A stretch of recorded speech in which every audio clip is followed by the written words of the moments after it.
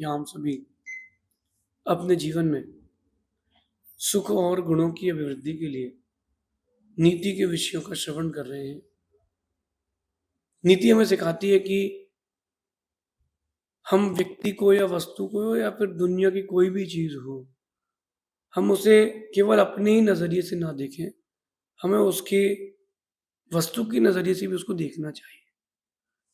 कई बार ये होता है कि एक सामान्य व्यक्ति है, उसको आप सामान्य ही मान बैठते हो, लेकिन वो रहता विशेष है, क्योंकि आपका उसके प्रति नज़रिया छोटा रहता है। तो हमें अपने नज़रिए को भी अच्छा करना चाहिए। कहते हैं कि कई बार वो व्यक्ति भी आपके काम आ जाता है जो आपको किसी काम का नहीं लग रहा था। बस देखने का नज़रिया बदल जाता है। वास्तु में कहते हैं कि एक कमरा होता है हर किसी के घर में, जिसको कहते हैं अनुपयोगी सामग्री कक्ष। अनुपयोगी सामग्री कक्ष। अब वहाँ कई बार कुछ टाइल्स के टुकड़े, मार्बल के टुकड़े, कुछ स्क्रू, लोहे की चीज़ें ये पड़ी रहती हैं। आपको लगता है किसी काम की नहीं, लेकिन कई बार वो बहुत ज़्यादा काम की हो जाती है। ऐसे जीवन में बहुत सारे लोग रहते हैं जो आपको लगता है किसी काम के नहीं है। ये आपकी सोच है, हर व्यक्ति की अपनी-अपनी उपयोगिता है। जैसे कोई गाड़ी चलाए कोई व्यक्ति, तो उसमें एक छोटे से नट की भी उतनी ही उपयोगिता है जितनी इंजन की है। अगर वो ब्रेक का नट ढीला कर दे, इंजन बहुत अच्छा हो तो क्या करोगे आप? तो जैसे गाड़ी चलाते हैं, या कैमरा है, ये माइक है, हर वस्तु की अपनी-अपनी उपयोगिता है।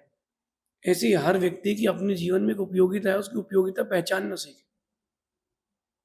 आज की नीति कह रही है कि किसी के भी आज को देख कर के उसके आने वाले कल का अंदाज़ा कभी मत लगा देना। किसी के भी वर्तमान को देख कर के उसके भविष्य का अंदाज़ा कभी मत कर बैठना, क्योंकि किस्मत कब करवट मारेगी, बदलेगी, पता नहीं। जो राजस्थान का मुख्यमंत्री बना है, वो बेचारा महीनों-महीनों से कह रहा है कि भैया हमारे घर के बाहर ट्रांसफॉर्मर लगा है, बदल दीजिए, आगे कर दीजिए। मुख्यमंत्री बनते ही उसकी लिफ्ट ठीक हो गई, आजू-बाजू की सफाई हो गई, अब लोग उसके आजू-बाजू घूम रहे हैं। पहले लग रहा था व्यक्ति किसी काम का नहीं है, क्या करेगा? और आज आज वही व्यक्ति आज बड़ा खास हो गया। तो किसी के वर्तमान को देख कर के उसके भविष्य का अंदाज़ा ना लगाएँ।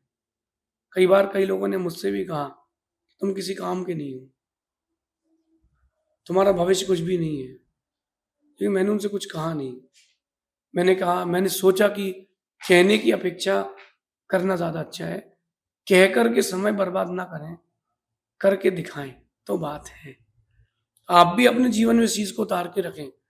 कोई भी व्यक्ति है, चाहे रिश्तेदार हो, मित्र हो, पड़ोसी हो, काम करने वाला भी क्यों ना हो, आप किसी को कम ना आंकें, अंदाज़ा कम ना लगाएँ किसी का भी।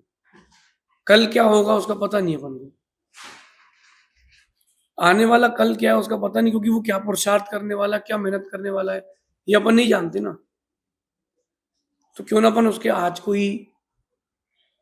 को भी समझें उसके अपन लोग। अगर आप आज को समझ गए, तो आपका कल अच्छा हो पाएगा।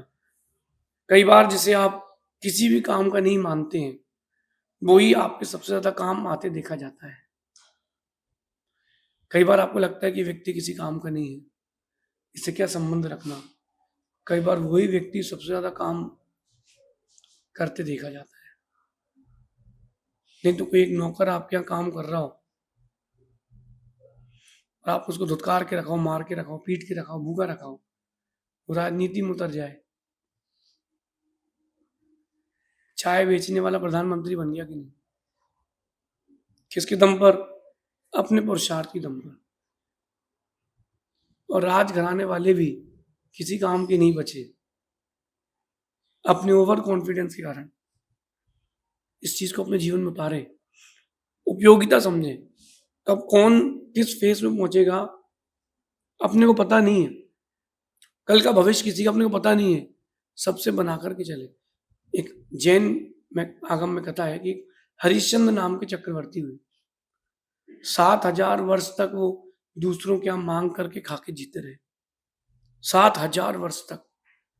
फिर क्या, भाग्य ने पलटी मारी, वो चक्रवर्ती बना। उसकी 96,000 रानियां, 18 करोड़ घोड़े, 84 लाख हाथी उसकी सेना में थे। 92,000 उसके पर्सनल चित्रकार थे, जो आपकी भाषा में कहे तो पर्सनल फोटोग्राफर। कितने? 92,000। 1 लाख करोड़ उसके यहाँ खेती करने वाले हल थे। सोचिए आप। अब जिसने धक्का मारा होगा क्या सोच रहा होगा, यार कौन आदमी था यार। मेरे साथ एक बार ऐसी हुआ कि हम लोग बिहार में थे, कर्नाटक की जब ट्रिप थी, शुद्धि करने के बाद सभी साधु धीरे धीरे बाहर आते हैं, गुरुजी का इंतजार कर रहे थे। कॉलेज था बहुत बड़ा, उस कॉलेज की बाहर रोड तरफ जो पट्टी थी, रोड तरफ फुटपाथ, वहां जाके हम बैठ गए।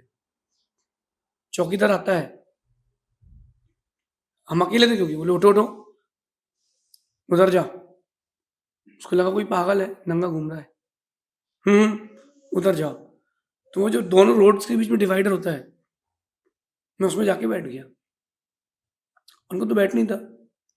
फिर 10 मिनट बाद सभी गुरुदेव आए, आचार्य श्री आए, सभी महाराज आए, पीछे से गाड़ियों का काफिला आया, 300-400 लोग इकट्ठे हो गए। अब वो देखता रहे किसको भगा दिया। किसी व्यक्ति का आकलन अपने मन से ना करें।